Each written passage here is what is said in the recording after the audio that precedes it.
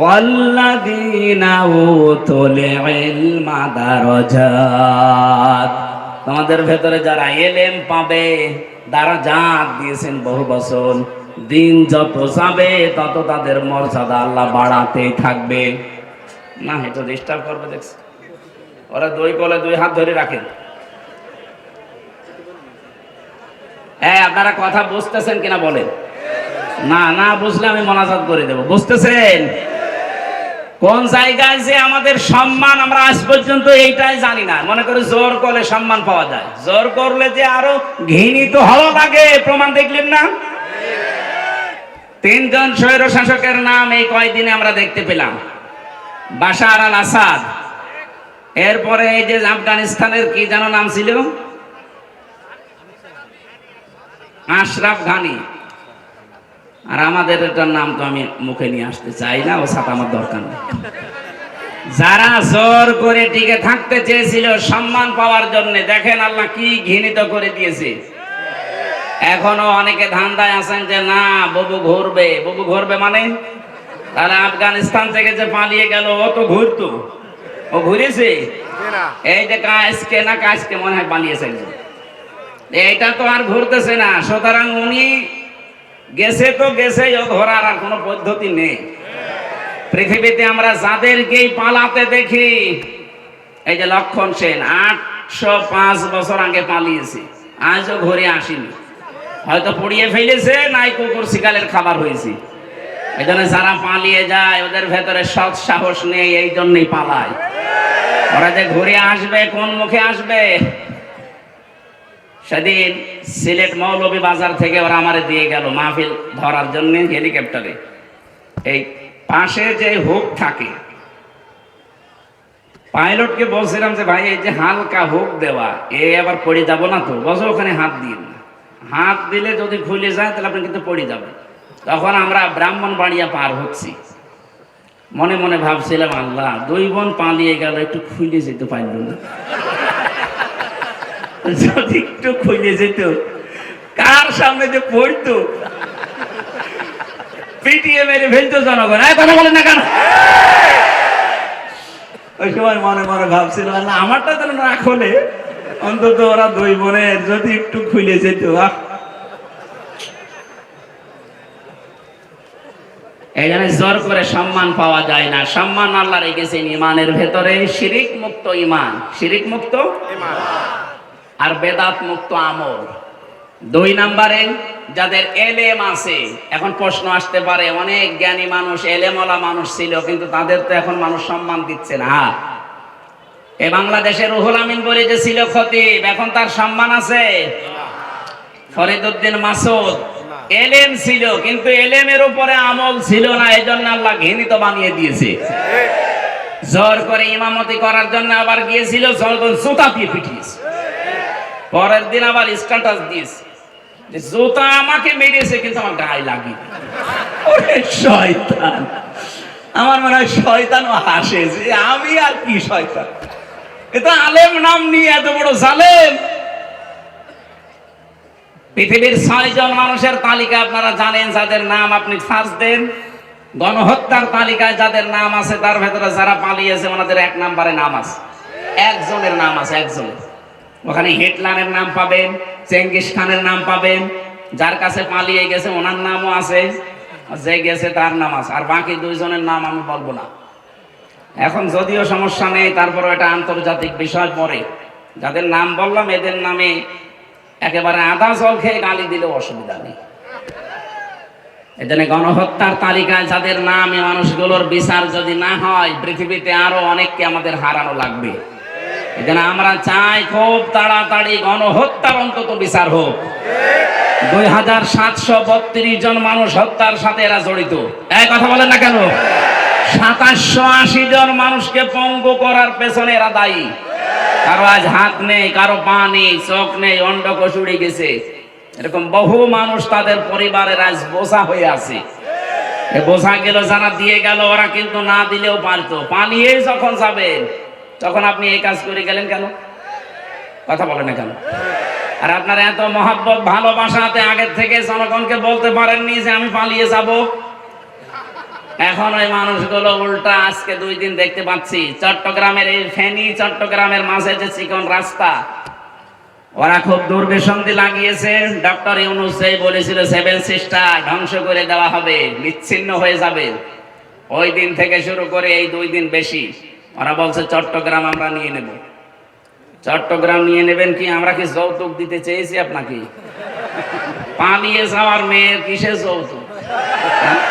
মেয়ে তো পালিয়েই গেছে, ওরা তো আমরা মেনেই নেব না, বিয়েই মানি না। কথা বলে না কেন? চুরি করে বিয়ে করে আসে থাকেন, অসুবিধা নেই। পাশে তো একটা শালি পেয়েছেন ফ্রি।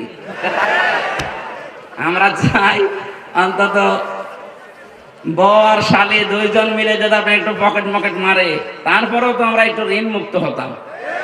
বহু ঋণ হয়ে গেছে। এখন 1,20,000 টাকা এক একটা মানুষের মাথার উপরে ঋণ। ঋণটা দিয়ে গেলেন আপনি, না দিলেও পারতেন। এই জন্য আমরা চাচ্ছি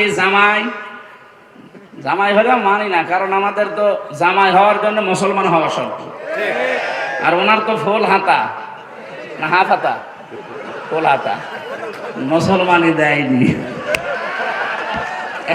যে ময়কার দয়হস্যি এই লোকটা মুসলমানই দেওয়া আছে? মুসলমানই না দিলে কি ফুল হাতা না হাফ হাতা? ফুল হাতা। আমি জেলে যাওয়ার পরে যে কারারক্ষী জেলার ছিল, বলল যখনই ঢুকতো দেবদুলাল ও যে ফুল হাতা আসতেছে, তার মানে আমি বুঝলাম যে লোকটার মনে হয় কাটা নেই। তো ওনারই যেহেতু আত্মীয় স্বজন বংশধর, ওই নামে তো মিলে যাচ্ছে দেবদুলাল। নাম শুনে বোঝা যাচ্ছে না যে কি হবে। ওনারও যেহেতু ফুল হাতা, আর ফুল হাতা যারা একটু কৃপণ হয়, এই জন্য জামাই যাই হোক মানি না, তারপরও মেনে নেওয়া লাগছে। মেয়ে যখন পালিয়ে গেছে, তো এত কৃপণ হলে তো সম্ভব না। 2 জন মিলে 2 পকেট মারবেন, এতে যা হয় হবে। টাকা দরকার আমাদের, কথা বলেন না কেন? এদেশ থেকে যারা বাইরের দেশে যায় দেখেন, তারা রেমিটেন্স যোদ্ধা টাকা পাঠায় প্রতি মাসে মাসে, আর 3 মাস 6-7 দিন হয়ে গেল একটা টাকাও পাঠায়। কি করছেন আপনারা? না, 7 সিস্টার কিন্তু থাকবে না যদি চট্টগ্রাম নিয়ে বেশি আমতা সামতা করে। এই জন্য চোখ বন্ধ করে থাকবে। এদেশের 1 ইঞ্চি মাটিও ছাড় দেওয়া হবে না ইনশাআল্লাহ। এটা আমাদের মায়ের মতো খাঁটি। এই কথা বলেন না কেন? পৃথিবীতে সবচাইতে বেশি জীবনের ভয় মুশরিকদের। ওয়ালা তাজিদান্নাহুম আহরাসান নাসি আলা হায়াতি ওয়া মিনাল্লাযিনা আশরাকু ইয়াওয়াদ্দু আহাদুহুম লাউ ইউআম্মারু আলফা সানা।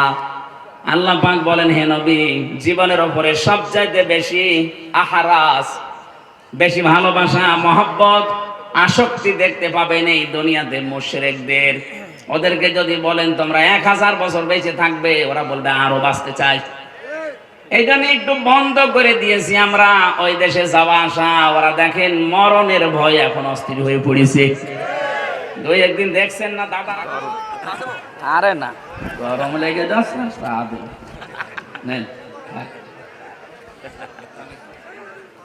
মানে জালেমের জেলে থেকে শরীর তো আর কিছু নেই, ভেতরে একেবারে মাল মশলা কিছুই নেই।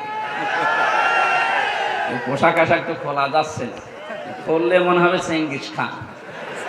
এই কারণে এগুলো পরে একটু মোটা মোটা হয়ে থাকে, কিন্তু গরম লাগছে। ওদিকে আবার মা বোনেরা ভিডিও দেখছে, তো সমস্যায় আছে।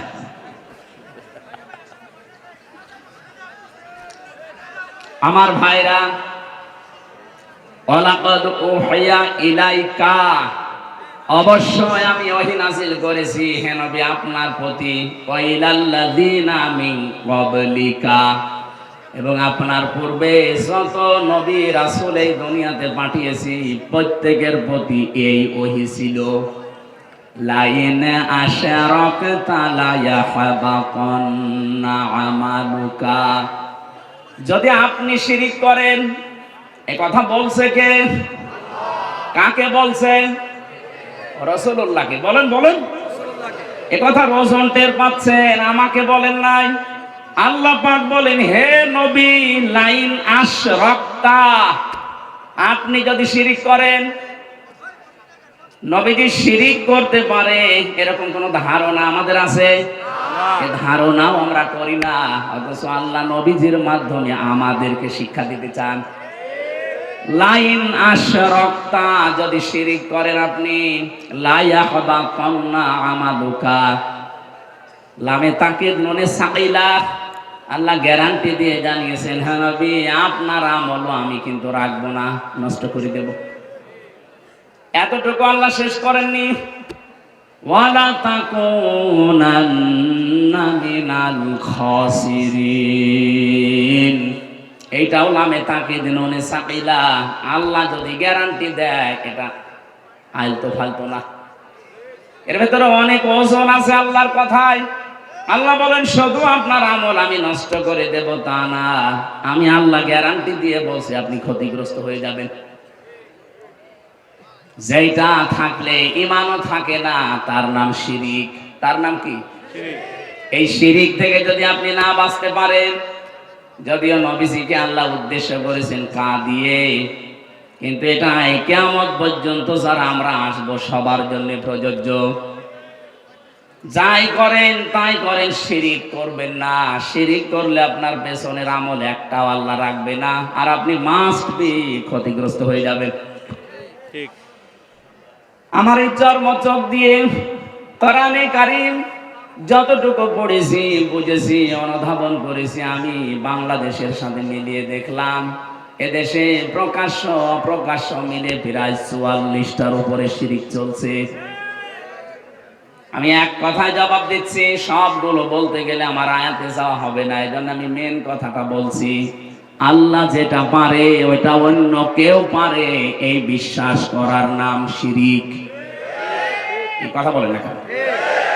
এবার আসেন তো বাংলাদেশের সাথে মিলাই। এদেশে বহু মানুষ এমন আছে আল্লাহ যেটা পারে এটা অন্য কেউ পারে বিশ্বাস করে, করে না? আন্নাল কুওয়াতা লিল্লাহি জামিআ, সূরা বাকারার আয়াত 2 নাম্বার পারার 4 নাম্বার পৃষ্ঠা 3 নাম্বার লাইনে আছে, মাঝের অংশে আছে আন্নাল কুওয়াতা লিল্লাহি জামিআ। সব ক্ষমতার উৎস কে? আল্লাহ। আরো জোরে আল্লাহ। অন্য দলে যারা আছেন, অন্য মতে যারা আছেন, আমি আপনাকে চিনি না, নামও জানি না, তারপরও বাঁচার জন্য বলছি, বাংলাদেশে বহু দলের লোক আছে এখনো বিশ্বাস করে ক্ষমতার উৎস জনগণ। এটা এই আয়াত অনুযায়ী শিরিক। শিরিক যারা করবে তারা মুশরিক। এই কথা বলছেন কেন? মুশরিক যারা তাদের জন্য জাহান্নাম ওয়াজিব, জান্নাত হারাম। এটা তো আমি বানালাম। ইন্নাহু মাইয়ুশরিক বিল্লাহি ফাকাদ হারামাল্লাহু আলাইহিল জান্নাহ ওয়া মাআওয়াহুন নার ওয়া মা লিয-যালিমিনা মিন আনসার। সূরা মায়েদার ভেতরে আল্লাহ জানিয়েছেন, কেউ যদি সত্যি আল্লাহর সাথে শিরিক করে, এই শিরিক কাকে বলে এক কথা বলি নাই কি? আল্লাহ যেটা পারে ওইটা অন্য কেউ পারে, বিশ্বাস করার নাম। আরো জোরে বলে, বিশ্বাস করার নাম। শিরিক যারা করে তারা, আরো জোরে বলেন, মুশরিক মারা গেলেই বিনা হিসাবে বিনা বিচারে যাবে জাহান্নামে। জান্নাত হারাম, জাহান্নাম ওয়াজিব। আল্লাহ যদি এতটুকু শেষ করে দিতেন, আয়াত আমি পড়তাম না, পরেরটা আরো কঠিন। ওমা লিয-যালিমিনা মিন আনসার। কারণ শিরিক যারা করে এরা যেহেতু আল্লাহর সাথে জুলুম করে, ইন্নাশ শিরকা লা যুলমুন আযীম, সবচাইতে বড় জুলুম আল্লাহর সাথে শিরিক করা। এই জুলুম যারা করবে তারা মরণের পর থেকে আল্লাহর সাহায্য থেকে বঞ্চিত। কেউ সাহায্য করলেও আল্লাহ কবুল করবেন না। যেহেতু আমাদের দেশে ৯৬% মুসলমান, এ দেশের জন্য শুধু এইটা না, এটা রেকর্ড হচ্ছে। আমার এই আলোচনাগুলো বাংলাদেশের চাইতে বেশি চলে ভারতের, কলকাতার, আসামে। আমি এই দুই রাজ্যে যত জায়গায় গেছি দেখি চার দোকানে বসে বসে শুনতেছে এই জন্য ওদেরকেও সতর্ক করছি, কারণ ওরা আমার আল্লাহর বান্দা। ওরা বুঝে হোক না বুঝে হোক শিরিক করে জাহান্নামে যাবে।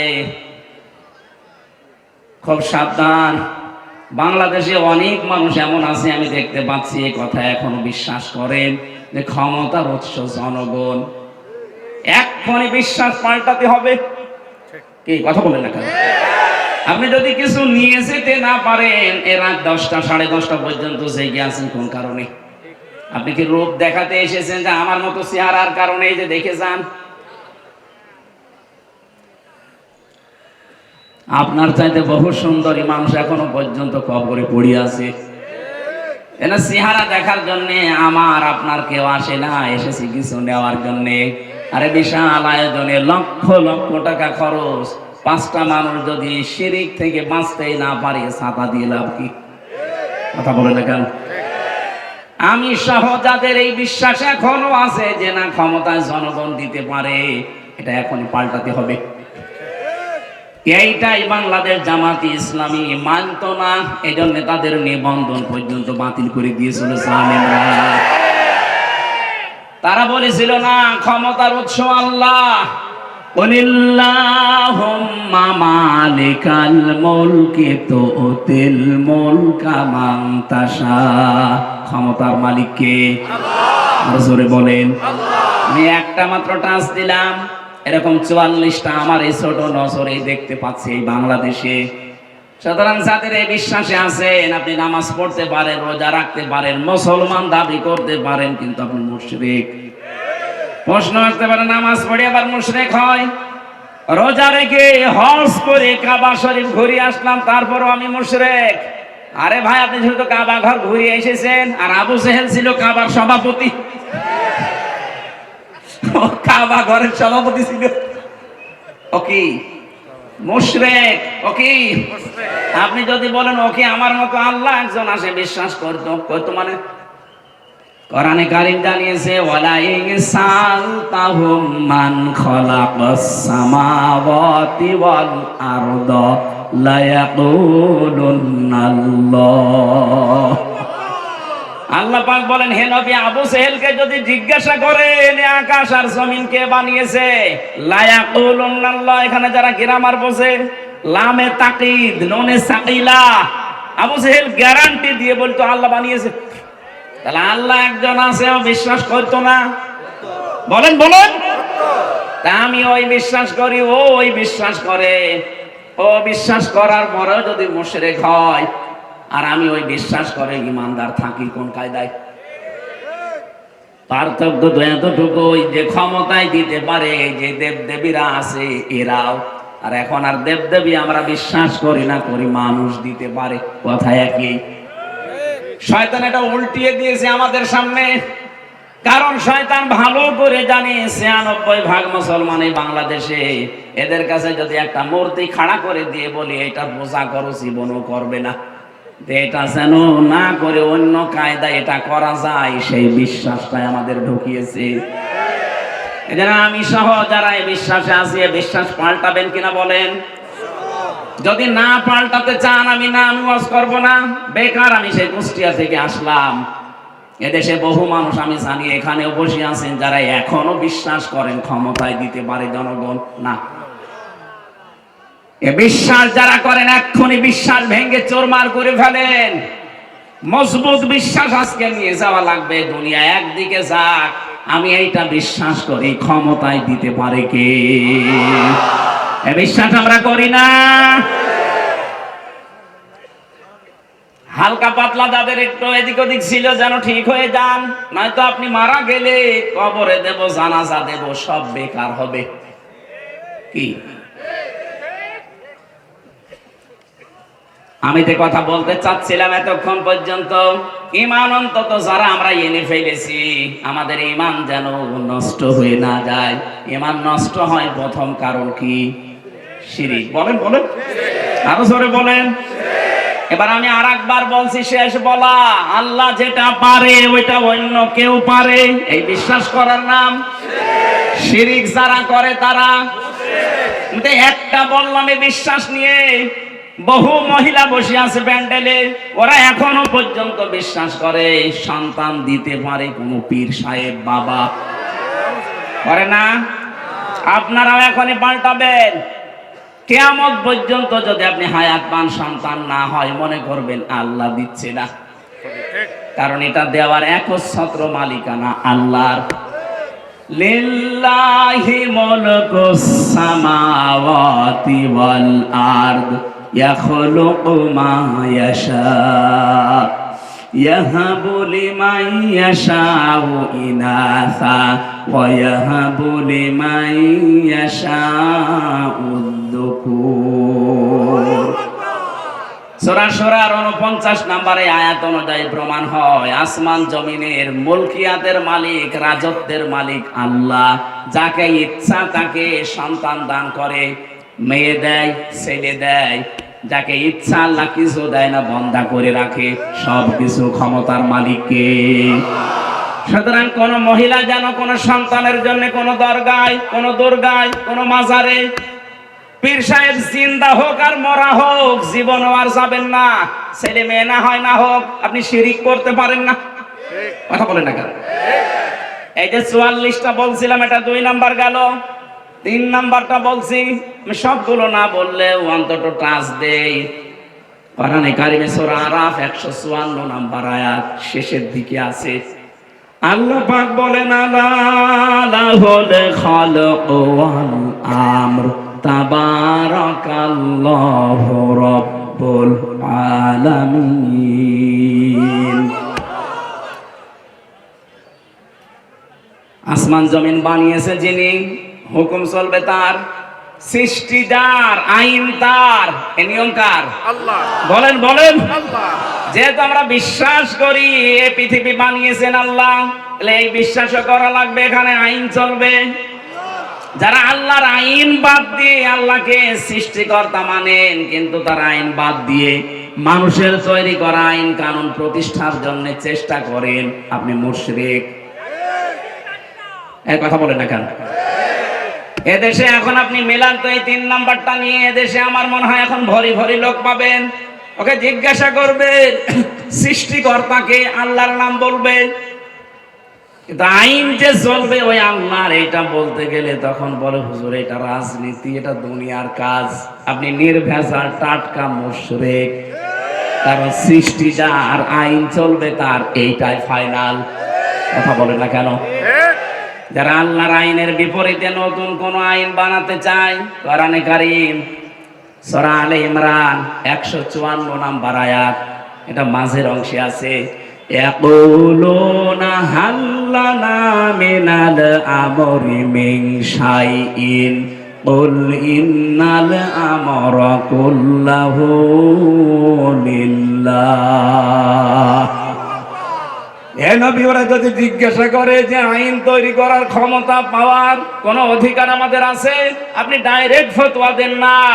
আইন তৈরি করতে পারে শুধুমাত্র কে? আরো জোরে। এটাকে আমি বানালাম, এটা বললাম কেন? বাংলাদেশে এখন সংশোধন চলছে, সংস্কার চলছে, বিশেষ করে আমাদের সংবিধান। কথা বোঝে? এই ঝড়ে যদি কিছু করে নিতে না পারেন, আবার 50 বছর পিছিয়ে যাবেন। এমনিতেই তো 53 বছর আমরা পিছিয়ে আছি। কথা বলেন ঠিক কিনা? মানুষ নামে কলঙ্ক কিছু মানুষ নিজেরা আইন বানিয়ে আমাদের উপরে সংবিধান আকারে চালিয়ে দিয়েছিল। আল্লাহ পাক 1500 বছর আগে মানব জাতির জন্য একটা সংবিধান দিয়েছেন। সূরা ফুরকান, ফুরকান মানে সংবিধান। ফুরকান মানে কি? এখানে 54টা 74টা আয়াত আছে, 73টা ধারা আছে। আল্লাহ পাক বলেন মুসলমান দেশের আমি আল্লাহর গোলাম যারা দাবি করবে, তাদের এই 73টা ধারা দিয়ে যদি সংবিধান বানানো হয়, ওই জায়গাটা আমি আল্লাহ মিনি জান্নাত বানিয়ে দেব। এই 73 বছরে, 53 বছরে 73টা ধারা আমরা আজও পাইনি। সত্যি যদি পেতাম, আল্লাহর কসম, আল্লাহর গ্যারান্টি মিথ্যা হতো না। কথা বলেন না কেন? এই গ্যারান্টি কে পর্যন্তই থাকবেন আমরা দেখতে চাই। যেহেতু এখন সংস্কার আরম্ভ হয়ে গেছে, সংশোধন চলছে, বাংলাদেশে ৯৬% মুসলমান। এই দেশে আমরা সংবিধান হিসাবে আল্লাহর কোরআনকে দেখতে চাই, আর কিছু চাই না। কারা রাজি আছেন দেখি? লিল্লাহে তাকবীর।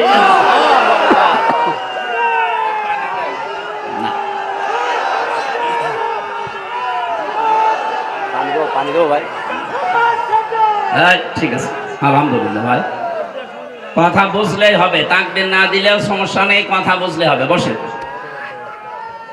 করে সবগুলো বলা সময় নেই, আমি তাড়াতাড়ি তাফসিরে প্রবেশ করছি। যেটা বললাম খুব গুরুত্বপূর্ণ বিষয়, আমাদের ঈমান থাকা না থাকার বিষয়। এই জন্য মানুষের মর্যাদা দিনের পর দিন আল্লাহ বাড়াবে তাদের। এই পৃথিবীতে যে মানুষগুলো ঈমান আনবে, ঈমান পাবে না। আমরা ঈমান পেয়েছি না ঈমান এনেছি? আমরা ঈমান আনতে চাই। হাত ধরে বসিয়ে দিন। মাথার ২টা-৩টা তার কেটে দিয়েছে। মানুষের তো একটা কাটে, আর ওর তো ৪-৫টা শেষ। আমার ভাইরা, ২ নম্বরে ওয়াল্লাযীনা উতুল ইলমা দারাজাত, তোমাদের ভেতরে যারা এলেম পাবে, দারাজাত দিয়েছেন বহু বছর। দিন যত যাবে তত তাদের মর্যাদা আল্লাহ বাড়াতেই থাকবে। না, এটা ডিস্টার্ব করবে দেখছি।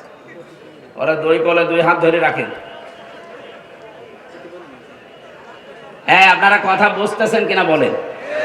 না, না বুঝলে আমি মোনাজাত করে দেব। বুঝতেছেন?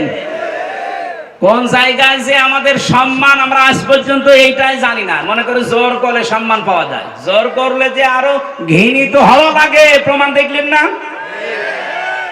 ৩ জন স্বৈর শাসকের নাম এই কয়দিনে আমরা দেখতে পেলাম। বাশার আল আসাদ, এরপরে এই যে আফগানিস্তানের কি যেন নাম ছিল, আশরাফ ঘানি, আর আমাদের এটার নাম তো আমি মুখে নিয়ে আসতে চাই না, ও সাথে আমার দরকার নেই।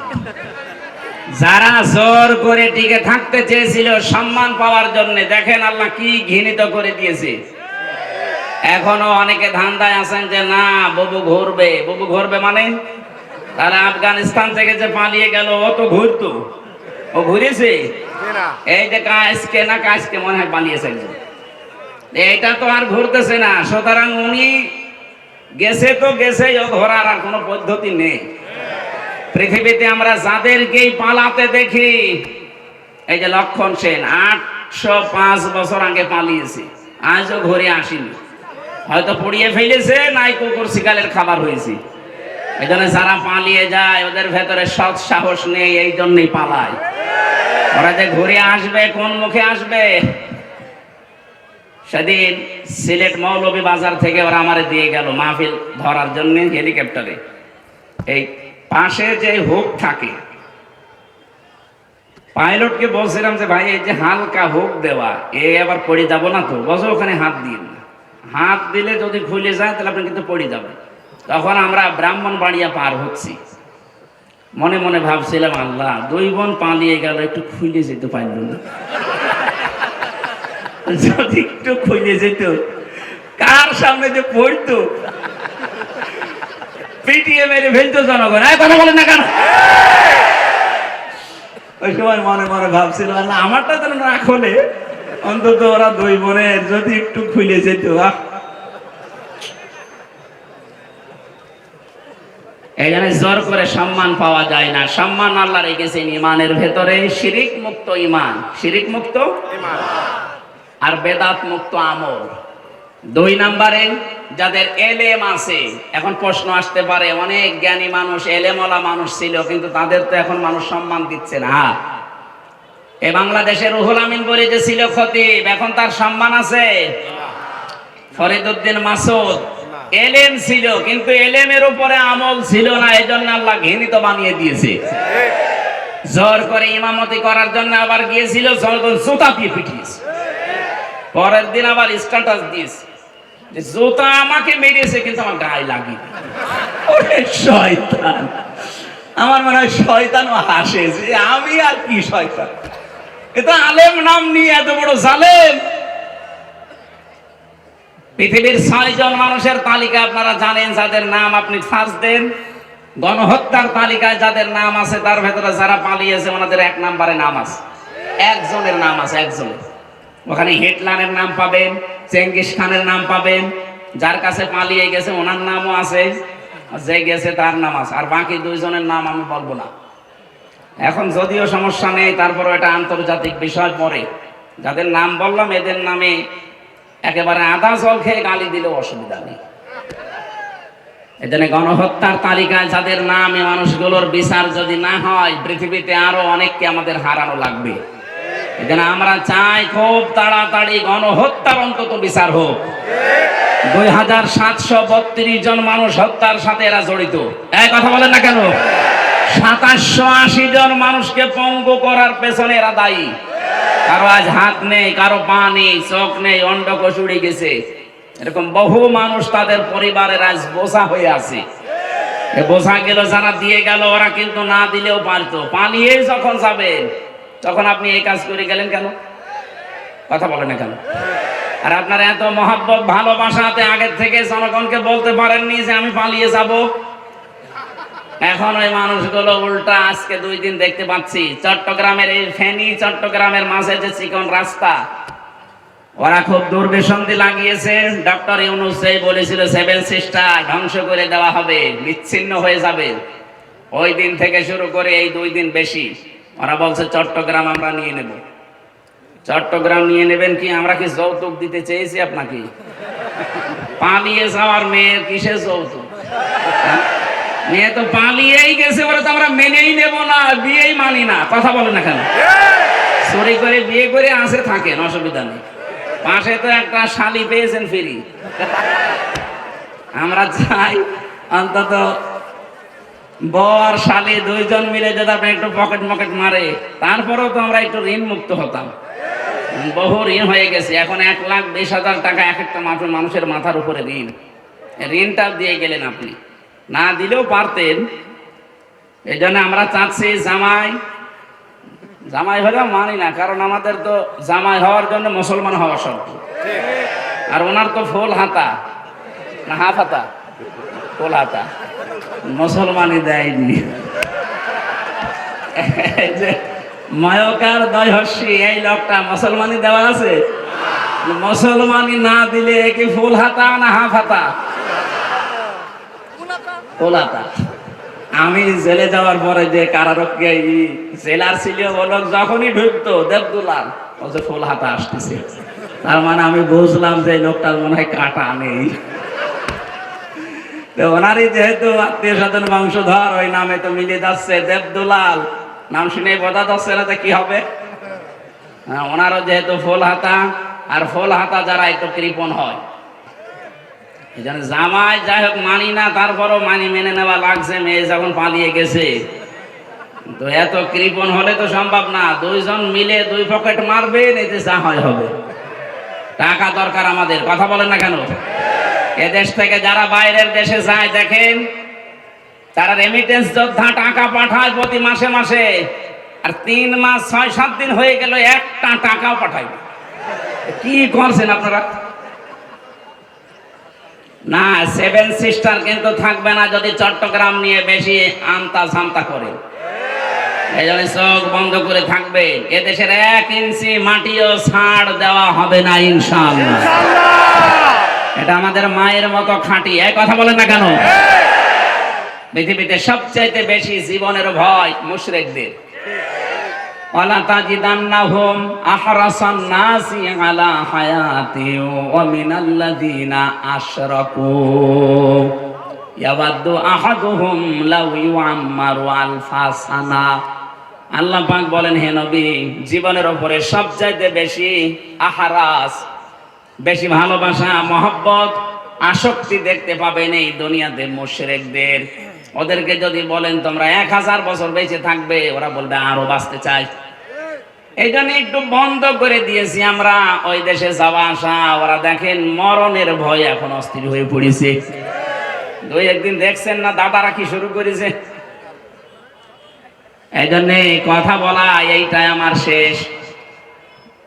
আবার কথা বলতে পারবো কিনা জানি না।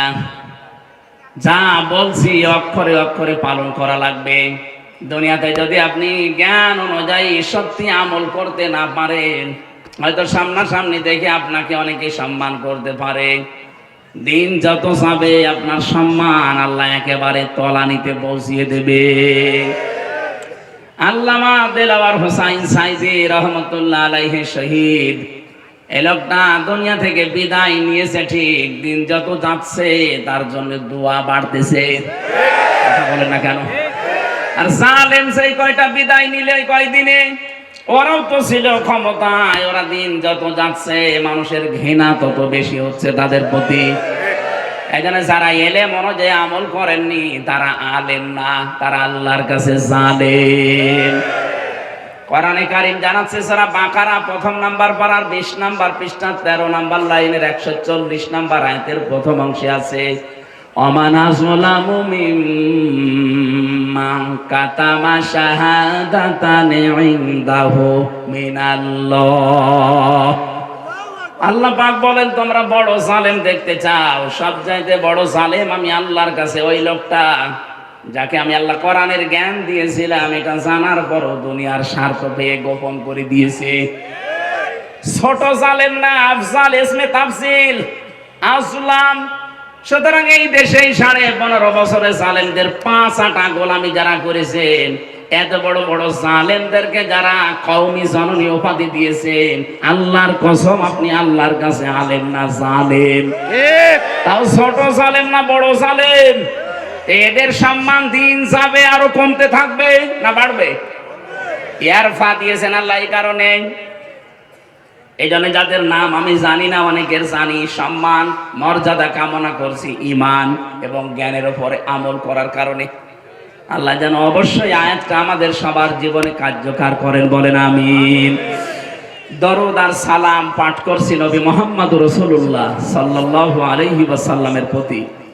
এই যে কোরআনে কারীম পড়তে গেলে 29টা অক্ষর জানার মাধ্যমে পড়া লাগে, আলিফ থেকে ইয়া। প্রতিটি অক্ষরের দিকে তাকিয়ে দেখবেন প্রত্যেকটা অক্ষরে আমার নবীর সম্মান আল্লাহ বাড়িয়েছেন। আলিফ দিয়ে তিনি জানিয়েছেন আহমদ প্রশংসিত, বা দিয়ে তিনি জানিয়েছেন বাশির সুসংবাদদাতা, তা দিয়ে তিনি জানিয়েছেন মুত্তাকি আত্মসংযমকারী, সা দিয়ে তিনি জানিয়েছেন মুদ্দাসির কম্বলওয়ালা, জিম দিয়ে তিনি জানিয়েছেন জামিল সুন্দর, হা দিয়ে তিনি জানিয়েছেন হামিম অন্তরঙ্গ বন্ধু, খ দিয়ে তিনি জানিয়েছেন খাতামান নবিয়্যিন শেষ নবী। একটা একটা করে শেষে আসবেন ইয়াসিন। আল্লাহ জানো সিন আর ইয়া দিয়ে তিনি একত্রিত করে আমার নবীর নামকে আরো বেশি উচ্চস্থিত করে দিয়েছে। ইয়াসিন। আল্লাহ বলেন হে নেতা, হে বলেন বলেন সিন শব্দটা তাফসিরে কাবির আল্লামা ফখরুদ্দিন রাজি রহমতুল্লাহ আলাইহি 5টা অর্থে তিনি ব্যবহার করেছেন। তিনি জানিয়েছেন সিন মানে সাজ্জিদুল আলামিন, সিন মানে সাজ্জিদুল বাশার, সিন মানে সাজ্জিদুল কাউনাইন, সিন মানে সাজ্জিদুল আম্বিয়া, সিন মানে সাজ্জিদুল মুরসালিন।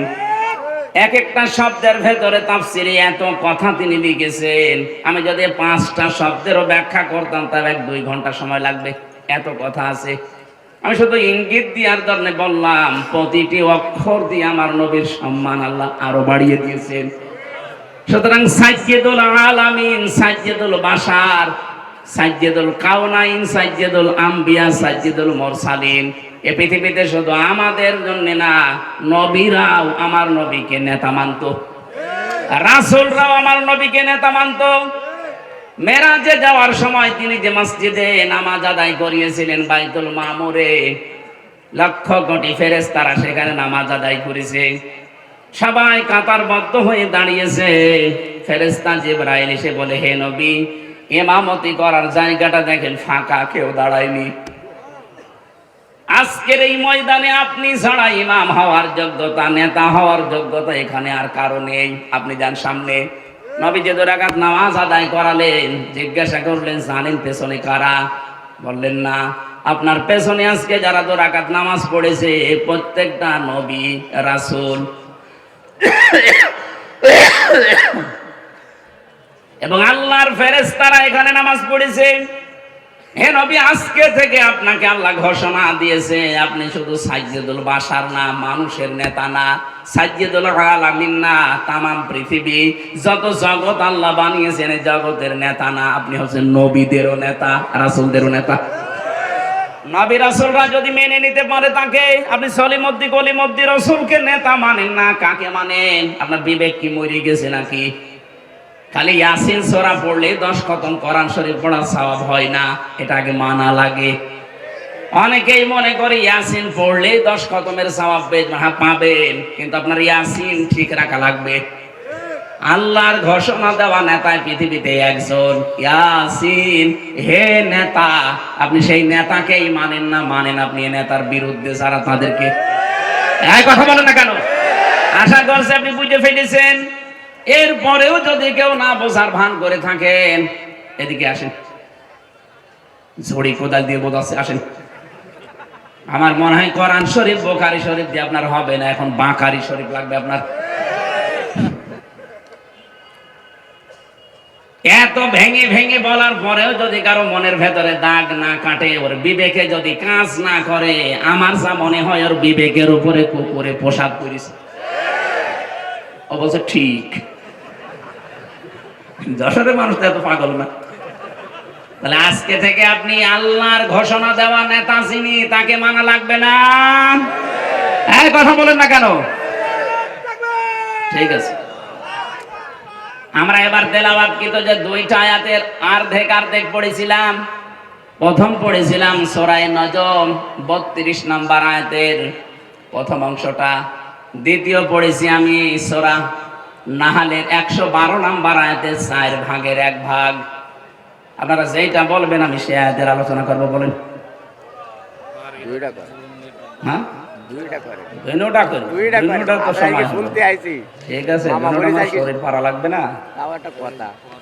এই সামনে জানুয়ারি মাসের 3 তারিখ 4 তারিখ 2 দিন ব্যাপী আকিস গ্রুপ ওই যে খুলনায় যে মাহফিল দিত আকিস ফাউন্ডেশন, ওইটা দেবে না, ওইটা যশোরে দেবে। যশোরে দেবে যে পুলের হাটের যে হাসপাতাল আছে ওনাদের, 8 দিন হাসপাতালের পেছনে এই বিশাল মাঠে আমারে 3 তারিখে দিয়েছে জানুয়ারির, রাত 8টা থেকে 11টা পর্যন্ত। আলহামদুলিল্লাহ। আর মিজানুর রহমান আজহারি ভাইকে দিয়েছে 4 তারিখে, ওনারও 8টা থেকে 10টা পর্যন্ত। আকিস গ্রুপ করবে আজকে দাওয়াত। ওনারা আমারে দাওয়াতটা ছিল সেই কোথায়, চট্টগ্রাম বিভাগে।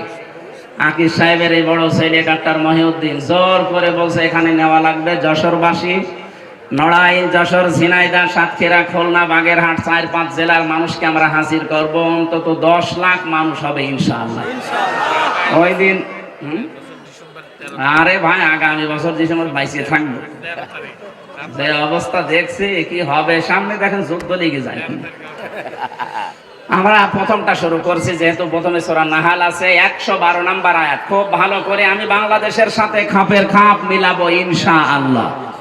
জবান খুলে আগে পড়ে নাই, একটু নড়াচড়া ওঠা এগুলো কম করবেন। শুধু প্রসাব পায়খানা আর বিড়ি খাওয়া বাদ দিয়ে যেতে পারবেন না।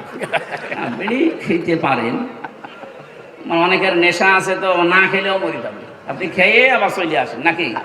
আর আমি আকিস গ্রুপে আছি খতিব হিসাবে, ওদের বিড়ি যেন একটু বিক্রি হয়, এই জন্য আমার আবার অ্যাডভার্টাইজ করা লাগবে না, আপনারা খেয়ে আবার চলে আসবেন।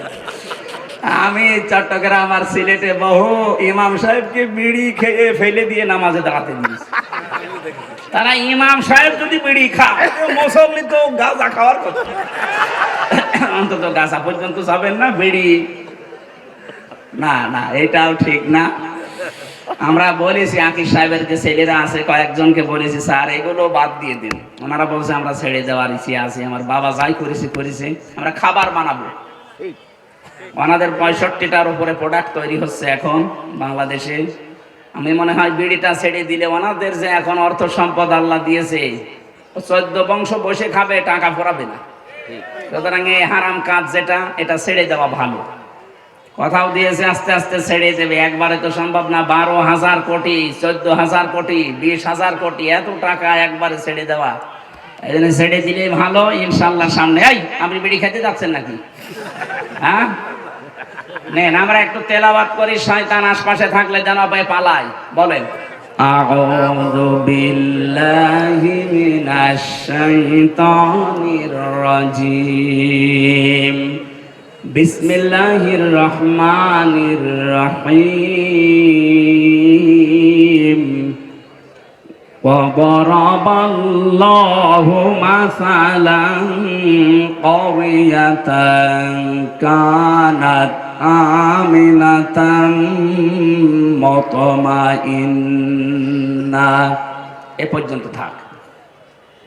সূরা নাহাল, কোন সূরা বললাম? তাফসীর করার জন্য এখানে অ্যাডভোকেট গাজী এনামুল হক সাহেব আছে, বহু পুরাতন মানুষ, আপনাদের কত আলেম বসে আছে। তাফসীরের মূল নীতি উসুলে তাফসীরের প্রায় 13টা লেখা আছে। এটা তাফসীরে খাজেনের প্রথমে পাবেন। কোন আয়াত থেকে কথা বলতে হলে তার আগের আয়াত পরের আয়াতের সাথে সম্পর্ক কি, এইটা মাতৃভাষায় অর্থ, শুদ্ধ তেলাওয়াত, এরপরে ঐতিহাসিক প্রেক্ষাপট, শানে নজুল যেটা বলে ব্যাকগ্রাউন্ড, এরপরে এখানকার শিক্ষা কি, এরপরে শিক্ষা নিয়ে বাড়ি যাওয়া লাগবে। এগুলো আগে বলা লাগে। আমরা এগুলো আপনারা সবাই জানেন। আমরা একবারে চলে যাচ্ছি, যেহেতু শুদ্ধ তেলাওয়াত আমরা কমপেকে করেছি। আল্লাহ পাক এখানে একটা গ্রামের উদাহরণ দিয়েছেন। এটা গ্রাম না? মনে করেন এই রহিতা, এই কদলাপাড়া, এই গ্রামের উদাহরণ আল্লাহ দিচ্ছেন। যদিও এই গ্রামের না, এটা মক্কা শরীফের। আমরা এই গ্রামটা একটু ধরে তারপরে তাফসীরের সাথে মিলাই। আমি যা বলছি এটা ফি জিলালিল কোরআন থেকে কোট করা। আল্লাহ রাব্বুল আলামিন বলেন, আমি একটা গ্রামের উদাহরণ দিলাম।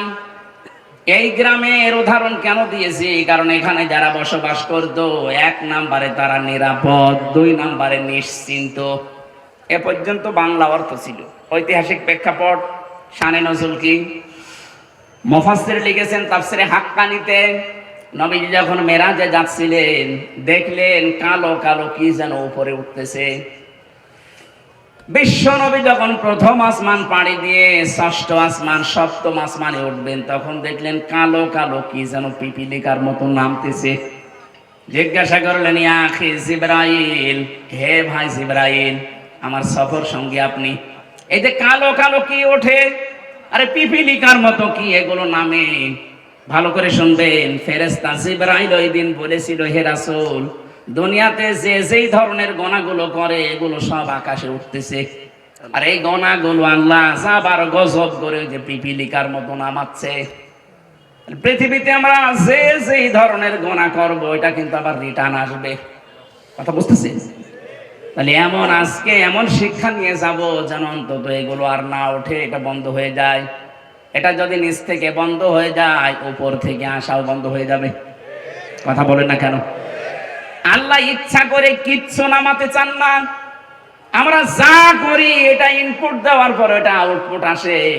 কোরআনে কারিমে ব্যাপারে জানিয়েছেন সূরা রুমের 41 নম্বর আয়াতে, যাহারাল ফাসাদু ফিল বাররি ওয়াল বাহার বিমা কাসাবাত আইদিন নাস ইলা আখির আয়াত।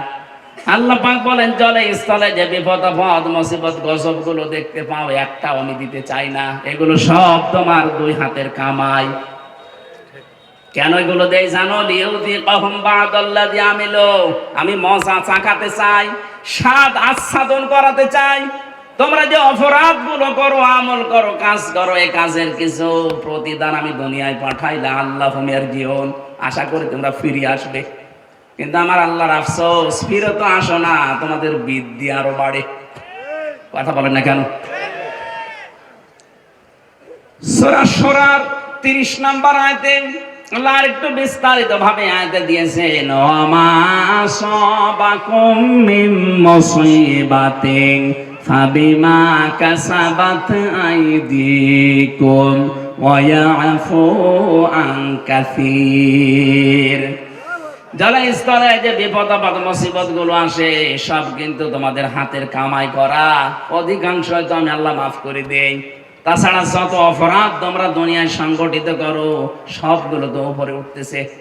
এগুলো যদি আমি আল্লাহ গজব আর আযাব নাযিল করি, শ্বাস ফেলার সময় পেতে না। সুতরাং আমাদের উচিত হবে আয়াত থেকে শিক্ষা নেওয়া। আমরা দেখি আল্লাহ আয়াত দিয়ে কি জানাতে চাচ্ছেন। প্রথমে উদাহরণ দিচ্ছেন আল্লাহ, ওয়া দারাবাল্লাহু মাসালান ক্বরিয়াতান দরাবা মানে দৃষ্টান্ত দেওয়া, এই দৃষ্টান্ত উদাহরণ উপমা দিচ্ছে কে? এই দেখেন, ওয়াবরাবাল্লাহু মাসালান ক্বরিয়াতান কানাত আমিনাতান মুতমাইন্না। আল্লাহ বলেন আমি নিজে উদাহরণ দিলাম, উপমা দিলাম, দৃষ্টান্ত দিলাম একটা গ্রামের। কি সেই গ্রামে ছিল জানো? ওই গ্রামের মানুষগুলো নিরাপদ ছিল এবং নিশ্চিন্ত ছিল। তাফসিরে ইবনে কাসিরের ভেতরে ব্যাখ্যায় লিখেছে, এই গ্রাম বলতে আল্লাহ মক্কা শরীফকে বুঝিয়েছেন। ওই জামানা পর্যন্ত মানুষ তামাম দুনিয়া এবং কাবার আশপাশ পর্যন্ত কেউ নিরাপদে ছিল না। চুরি ডাকাতি সন্ত্রাসী ছিনতাই মানুষের কোনো গ্যারান্টি ছিল না বেঁচে থাকার আশপাশে। কিন্তু কাবার আশপাশগুলোতে যারা কাবার চত্বরের ভেতরে আসবে আল্লাহ তাদের নিরাপদ এবং নিশ্চিন্ত করে দিয়েছিলেন। আল্লাহ বলেন এতটুকুই আমি শেষ করিনি, ইয়াতিহা রিজকুহা রাগাদাম মিন কুল্লি মাকান। বিভিন্ন জায়গা থেকে আমি আল্লাহ তাদের জীবন উপকরণ পাঠিয়েছিলাম। আশপাশে ইয়েমেন ছিল, সিরিয়া ছিল। আজকে সিরিয়া বিজয় হয়নি। এই সমস্ত আশপাশ দেশ থেকে তাদের রিস্কের যে জীবন উপকরণ লাগে, রিজিক সব আমি পাঠাতাম। আশপাশের মানুষগুলো যে ইমানদার ছিল তা না, কিন্তু ওই মানুষগুলোর বিবেক ছিল, ওর বিবেকের উপরে আমি আল্লাহ এমন ভাবে আঘাত দিয়েছিলাম, বাধ্য হয়ে তারা এদের জন্য খাবার পাঠিয়ে দিত, জীবন উপকরণ যা লাগে জীবন চলতে সব তারা পাঠাতো। কিন্তু তাদের এইটা আমি সেট করে দিলাম, তাদের নিরাপত্তা তুলে নিয়েছি, তাদের নিশ্চিন্ত হওয়া এগুলো আমি আল্লাহ বন্ধ করে দিয়ে ফাযাকাল্লাহু লিবাসাল জুই ওয়াল খাউফ, আমি আল্লাহ পোশাক পরিয়ে দিলাম তাদের আচ্ছাদন করানোর জন্য। 1 নাম্বার ক্ষুধার পোশাক, 2 নাম্বার ভয়ের পোশাক। বিমা কানু ইয়াসনাউন, কারণ তারা যা করতো তার বিনিময়ে। এই যে এটা বাংলা অর্থ ছিল, এটার 1 নাম্বার কারণ আল্লাহ আয়াতের মাঝখানে 3টা শব্দ দিয়ে বুঝিয়েছেন কেন আমি এই নিরাপদ এবং নিশ্চিন্ত। এটা বন্ধ করে দিয়ে এই পোশাক পরিয়েছিলাম জানো, ফাকাফারাতে বিআনুমিল্লাহ, তারা আমি আল্লাহর নিয়ামতের সাথে কুফরি করেছিল। কি করেছিল? এবার আমি বাংলাদেশের সাথে মিলাবো। আগে কাবা শরীফটা মিলিয়ে নেই। সূরা আলে ইমরান 4 নাম্বার পারার 1ম নাম্বার পৃষ্ঠা 7 নাম্বার লাইনের 93 নাম্বার আয়াতের মাঝে এটা আছে, দেখবেন ওয়ামান দাখালাহু কানা আমিনা। আল্লাহ পাক বলেন যে এখানে প্রবেশ করে তাকে নিরাপত্তা দিয়ে দেই। এই জায়গাটার নাম বাক্কা। বাক্কা মানে মক্কা। বাক্কা মানে কি? মক্কা, প্রাচীন নাম। ইন্না আউওয়ালা বাইতি উযিআ লিন-নাস লাল্লাযী বিবাক্কাতা মুবারাকা ওয়া হুদাল লিল আলামিন, অবশ্যই পৃথিবীর প্রথম ঘর স্থাপিত হয়েছে যেটা সেটা বাক্কায়। এই বাক্কা মানে মক্কা। আল্লাহ পাক বলেন এখানে যারা প্রবেশ করে মানুষগুলো নিরাপত্তা পেয়ে যায়। এটা দেন কে? আল্লাহ। এই কথা বলেন, এটা দেন কে? আল্লাহ। আরো জোরে বলেন। বাংলাদেশ কি কাবা শরীফ? বলেন। কাবা শরীফ থেকে কত দূরে আমরা? 6010 কিলোমিটার দূরে আমরা। এখন এই 56,000 বর্গ মাইলের বাংলাদেশ যদি আমরা নিরাপদ এবং নিশ্চিন্ত করতে চাই, কাবা শরীফে আল্লাহ যেমন ভাবে তৈরি করেছেন, যেই নিরাপত্তা দিয়েছেন, ওইটা আমাদের এই দেশে তৈরি করা লাগবে। কাবার চত্বরের ভেতরে 1 নাম্বার আপনি কোনো শিরিক পাবেন না। এক কথা বলছেন না কেন? কোরআনে কারিমে আয়াতের দলিল পেয়েছি আমি তাফসিরে সূরা আনআম 7 নাম্বার পারা 17 নাম্বার পৃষ্ঠার 1ম নাম্বার লাইনের 82 নাম্বার আয়াতের প্রথম অংশে আছে, আল্লাযীনা আমানু ওয়া লাম ইয়ালবিসু ঈমানাহুম বিযুলমিন উলাইকা লাহুমুল আমন, ইলা আখিরি আয়াত।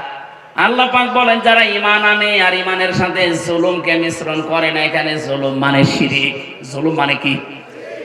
যারা ঈমানের সাথে শিরিককে মিশ্রণ করবে না, উলাইকা, এখানে গ্রামার জানে যারা জিজ্ঞাসা করেন উলাইকা এসমে ইশারা দিয়ে আল্লাহ যারা এই হাত দিয়ে দেখাতে চায় যশোরের এই বাংলার মানুষগুলো উলাইকা লাহুমুল আমনু, এরাই নিরাপত্তার হকদার। সুবহানাল্লাহ বলতে পারেন না? সুবহানাল্লাহ। তাহলে আমরা যদি যে আতঙ্কে এখন আছে আমাদের প্রতিবেশীদের দ্বারা, আতঙ্কে নেই? এই আতঙ্কগ্রস্ত যদি আমরা থাকতে না চাই, আমরা যদি সত্যি শান্তি, স্বস্তি, নিরাপত্তা এবং নিশ্চিন্ত ভাবে দেশে চলাফেরা করতে চাই, দল মত দেখা যাবে না। একটাই কাজ এখন আমাদের মালিকের হুকুম, শিরিক মুক্ত করা লাগবে দেশটাকে। কথা বলে না কেন? আমাদের বিশ্বাসের শিরিক, আমাদের কর্মের শিরিক, যত রকমের শিরিক বাংলাদেশে আছে সবগুলো যদি আমরা তুলে দিতে পারি, আমাদের এই দেশটাতেও কেউ আসলে সে কিন্তু নিরাপত্তা পেয়ে যাবে। আমরা নিরাপদে বসবাস করতে পারবো। যত রকমের রিজিকের ব্যবস্থা আল্লাহ আমাদের জন্য করবে। প্রতিবেশী খারাপ হয়েছে তাতে কি? এই প্রতিবেশী ছাড়া যদি আশপাশের সবগুলো দেশ চলতে পারে, বাংলাদেশও চলতে পারবে।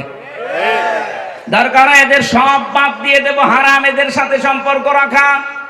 আমরা এখন সম্পর্ক রাখবো আমাদের পুরাতন ভাই পাকিস্তানের সাথে, তুরস্কের সাথে, দরকার হয় চীনের সাথে।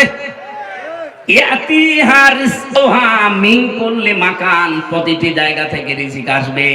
১৫০০ বছর আগে যদি আল্লাহ এটা করতে পারে, আমাদের জন্য পারবে না মানে? আল্লাহ কি এখন মুরব্বী হয়ে গেছে? এক কথা বলে না কেন? আমাদের বিশ্বাস আছে যে আল্লাহ যেমন ছিল ওই রকম আছে। কথা বলেন ঠিক কিনা? আল্লাহ ওই সময় যদি পারে কাবা শরীফের, আমাদের এই দেশটাতেও পারবে যদি আমরা ওই ধরনের ইমানদার হতে পারি। ওয়ালা তাহিনু ওয়ালা তাহজানু ওয়া আনতুমুল আ'লাউনা ইন কুনতুম মুমিনিন। আল্লাহ পাক বলেন কোনো ভয় নাই, কোনো চিন্তা নেই, তোমরাই বিজয়ী হবে যদি মুমিন হতে পারো। তাহলে বিজয় দেওয়ার মালিক কে? মুমিন হওয়ার মালিক অবশ্যই আল্লাহ। আল্লাহ মুমিন হবে? আল্লাহ তো মুমিন আছে। আল্লাহর নাম মুমিন না? এক কথা বলেন না কেন? আল্লাহর যে ৫,০০০ নাম আছে আমরা ৯৯টা বেশি জানি, তার ভেতরে মুমিন আছে না নেই? তাহলে মুমিন তো আল্লাহ আছে। আল্লাহর মুমিন হওয়া দরকার নেই, মুমিন হওয়া লাগবে কাদের? বিজয় দেবে কে? কোনো চিন্তা নেই, কোনো দুঃখ নেই। কারণ যারা আমরা এই কথা বলে ফেলেছি, ইন্না সলাতি ওয়া নুসুকি ওয়া মাহইয়ায়া ওয়া মামাতি লিল্লাহি রাব্বিল আলামিন। এই কথা যারা সত্যি আমরা মন দিয়ে, প্রাণ দিয়ে, মুখ দিয়ে বলে ফেলেছি, আমি নামাজ আল্লাহর জন্যে, আমার বেঁচে থাকা আল্লাহর জন্যে, আমার কোরবানি আল্লাহর জন্যে, আমার মরে যাওয়া আল্লাহর জন্যে, এই মানুষগুলোর তো বিন্দু মাত্র চিন্তা, টেনশন আসার কথা না। কথা বলেন ঠিক কিনা? এই মানুষের সংখ্যা আগস্টের ৫ তারিখের আগ পর্যন্ত আমরা একটা জরিপ পেয়েছিলাম। এই যে বিশ্বাস যে আমার নামাজ, আমার কোরবানি, আমার বেঁচে থাকা, আমার মরে যাওয়া, মাত্র ১০০ জনের ১৫ জন এ বিশ্বাস করত। কিন্তু এই ৩ মাস ১০ দিনের ব্যবধানে আমার আল্লাহ এমন একটা নিয়ামত আমাদের দিয়েছেন, এখন ১০০ জনের ৫৮ জন মানুষ চাইছে যে এই আয়াতটা আমাদের দেশে কায়েম হোক। ১৫ জন থেকে ৩ মাসে যদি ৫৮ জন হয়ে যায়, কিছুদিন যেতে দেন, এদেশের ১০০ জনের ১০০ জন মানুষ চাইবে এই দুনিয়ায় আল্লাহর বিধান কায়েম হোক। ওইটাই সফলতা। যত ষড়যন্ত্র হচ্ছে, কোন কলকাঠিতে পা দেবেন না, কোন উস্কানিতে পা দেবেন না, কিচ্ছু হয়নি দেশের। ওরা সাইফুল ইসলাম আলিফকে হত্যা করার মাধ্যমে একটা ইস্যু তৈরি করে অস্থিতিশীল পরিবেশ বানাতে চেয়েছিল। যখন দেখেছে না এরা তো পা দেয় না, আবার আর একটা তৈরি করবে। যত কিছু হয়ে যায় যাক, আমরা কিন্তু উহুদের ময়দানের মতো আছি। নবীজির কথা না মেনে উহুদের ময়দানে প্রথমে বিজয় হয়ে গেছে, কথা বিশ্বাস করে যারা গনিমতের মাল পোড়াতে গিয়েছে তখনই কিন্তু আক্রমণ হয়েছে। কথা বলেন না কেন? এজন্য আমরা বিজয় পেয়েছি, কিন্তু নবীর হুকুম যেটা আছে এই বিজয়কে ধরে রাখতে হলে আল্লাহর বিধানটা চালু করা লাগবে। আরো জোরে বলেন, নাই তো এই ষড়যন্ত্র থামছে না, থামবে না। আর এখন যদি আমরা কেউ ঘাট, কেউ বাজার, কেউ নৌকা, কেউ লঞ্চ, কেউ ঘাট, কেউ ব্রিজ, এগুলো যদি এখন গনিমতের মাল মনে করে আরম্ভ করতে চায়, ওরা কিন্তু বসে নেই। খালিদ বিন ওয়ালিদের মতো নেতৃত্ব দিয়ে আমাদেরকে আবার লাশ বানিয়ে ফেলবে। আর একবার যদি এবার পিছিয়ে যান, এদেশে কিন্তু 50 বছর আর ইসলাম আসবে না। সময় সুযোগ আল্লাহ একটু তৈরি করে দিয়েছে। কোন জাতি যদি নিজেদেরকে পরিবর্তনের জন্য চেষ্টা না চালায়, আল্লাহর অত দায় পড়ে না যে আল্লাহ জোর করে আপনাকে পরিবর্তন করে দেবে। ইন্নাল্লাহা লা ইউগাইয়িরু মা বিকাউমিন হাত্তা ইউগাইয়িরু মা বিআনফুসিহিম। অবশ্যই আল্লাহ কোন জাতির ভাগ্য পরিবর্তন করেন না যতক্ষণ তারা নিজেদের ভাগ্য নিজেরা পরিবর্তন করার চেষ্টা না করে। বাংলার মুসলমানেরা, এটা কিন্তু রেকর্ড হচ্ছে, কালকে সারা দেশে যাবে। আমার সামনে শুধু এই 50,000 মানুষ না, এখন 18 কোটি মানুষ নিয়ে কথা বলছি। সাবধান, আমরা নিজেদেরকে পরিবর্তনের সময় আল্লাহ হাতে তুলে দিয়েছে। এইটাও যদি এবার আপনি মিস করেন, ভুল করেন, বিশ্বাস করেন 53 বছর না 153 বছর পেছিয়ে যাওয়া লাগবে। রিস্কে নিয়ে কোনো চিন্তা নেই। ওরা যদি ভয় দেখায় যে রিজিক বন্ধ করে দেব, আমাদের আমদানি রপ্তানি যাক, ওর পাশে মায়ানমার আছে, ওর পাশে মালদ্বীপ আছে, ভুটান আছে, পাকিস্তান আছে, চীন আছে, আফগানিস্তান আছে, একটার সাথে ওদের সম্পর্ক ভালো না। ওরা যদি ভারত ছাড়া চলতে পারে, বাংলাদেশ চলবে, কোনো অসুবিধা হবে না। কথা বলেন ঠিক কিনা? আমরা আপনার মতো মুশরিক না। আমাদের ভেতরে আর কিছু না থাক, ঈমান আছে। আরো জোরে আহ্বান জানাবো, যারা দায়িত্বে আছে, খুব দ্রুত তাড়াতাড়ি ব্যবসা বাণিজ্য যা আছে সব কাট করে দিন। এগুলো সব পাকিস্তানের সাথে, তুরস্কের সাথে, চীনের সাথে আরম্ভ করেন। এমনিতে ভয়ে ওরা মরে যাবে। কারণ আমি তো ওই 17, 18, 19, 20, 4 বছর ওখানে প্রায় 1.5 মাস 2 মাস করে থাকতাম। ওদের আচরণ দেখেছি। কোরআনের ওই আয়াতের সাথে সূরা বাকারার 100 ভাগ ওদের মিল আছে। ওরা সবচাইতে বেশি ভয় পায় মরণকে। এই কথা বলে না কেন? ওরা সবচাইতে বেশি ভয় পায় মরণকে। কথা কার? আরো জোরে। আর আমরা সবচাইতে বেশি ভালোবাসি মরণকে। কারণ আমরা জানি মরণের বিছানায় আছাড় খেয়ে পড়লে আমাদের একটা অবস্থান আছে। কি? সূরা নাহলে সূরার 32 নম্বর আয়াতে আছে, আল্লাযীনা তাতাওয়াফাহুমুল মালাইকাতু তাইয়্যিবিনা ইয়াকুলুনা সালামুন আলাইকুম উদখুলুল জান্নাতা বিমা কুনতুম তা'মালুন। যে মানুষগুলো এই পৃথিবীর ময়দানে মরণের বিছানায় আছাড় খেয়ে পড়বে, ফেরেশতারা দলে দলে আসতে থাকবে তার কাছে। তাইয়্যিবিন শব্দের শাব্দিক অর্থ শুধু পবিত্রতা না, এটা শুধু পোশাকের পবিত্রতা না, শুধু দেহের পবিত্রতা না, চিন্তা চেতনার পবিত্রতা, আমাদের বিশ্বাসের পবিত্রতা। যেহেতু ওদের বিশ্বাসে শিরিক আর আমাদের বিশ্বাসে ঈমান, এক কথা বলে না কেন? সুতরাং আমাদের যে পবিত্রতা আছে বিশ্বাসে, এই বিশ্বাস নিয়ে যখন আপনি পড়বেন মরণের বিছানায়, ফেরেশতারা এসে বলবে সালাম, শান্তি, উদখুলুল জান্নাহ, প্রবেশ করো এই জান্নাতে। আর ওরা মরণের সঙ্গে সঙ্গে দেখতে পাবে ও মাআওয়াহুন নার, আগুন। কি এজন্য এত ভয় পাই আমরা যারা ইমানদার, যারা পবিত্র ইমানদার, এই মানুষগুলো মরণের সঙ্গে সঙ্গে আমরা দেখতে পাবো জান্নাত। ফেরেশতারা এসে বলবে প্রবেশ করো, উদখুলুল জান্নাতা বিমা কুনতুম তা'মালুন। দুনিয়ায় যা কাজ করেছো তার পুরস্কার হিসাবে আল্লাহ তোমাদেরকে এই বাগান দেখাচ্ছে। জোরে বলেন আমিন। আসল জীবনের সফলতা তো এটাই। আপনি 41 সাল পর্যন্ত ক্ষমতায় থেকে কি করতেন যদি জাহান্নামে যাওয়া লাগে? কথা বলেন না কেন? আমরা 41 সাল না 41 সেকেন্ড বাঁচতে চাই, কিন্তু আমরা চাই আমাদেরকে আল্লাহ জান্নাতি বলে ঘোষণা দিক। ফামান যুহজিহা আনিন নার ওয়া উদখিলাল জান্নাতা ফাকাদ ফাজ। আল্লাহ পাক বলেন দুনিয়ার জীবন আসল জীবন না, ওই লোকটাই তো সফল যাকে আমি আল্লাহ জাহান্নাম থেকে মুক্ত করে জান্নাতি বলে ঘোষণা দিয়ে দিয়েছি। আপনি 41 সাল না 81 সাল পর্যন্ত যদি ক্ষমতায় থাকেন, মরণের পরে যদি ঘোষণা আসে যা জাহান্নামে যা, শুধু 81 সাল না, আমার মনে হয় 5000 বছর ক্ষমতায় থেকে ওই লোকটার জীবন ব্যর্থ। এর পরের আয়াতে আল্লাহ আমাদেরকে একটু সতর্ক বাণী দিয়েছেন, ওমাল হায়াতুদ দুনিয়া ইল্লা মাতাউল গুরুর। হে পৃথিবীবাসী, দুনিয়ার জীবনটা কিন্তু ধোঁকা।